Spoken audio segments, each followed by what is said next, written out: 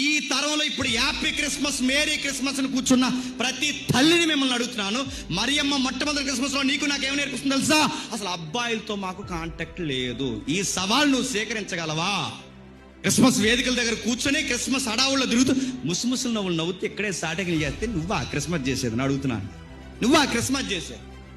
నీ ముసుముసు నవ్వులు ఎవరికి? నీ సాటింగ్లు ఎవరికి? ఇక్కడికిక్కడే గాలివాటపు పనులు చేస్తే మీరా క్రిస్మస్ చేస్తుందని బైబిల్ అడగదు? ఏమి నవ్వుతున్నా? ఆ నవ్వుకి అర్థం ఏంటి? దీనికి అర్థం ఏంటి? ఆ అబ్బాయితో ఎందుకు మాట్లాడుతాం, ఈ అమ్మాయితో ఎందుకు మాట్లాడుతా? అడగడా?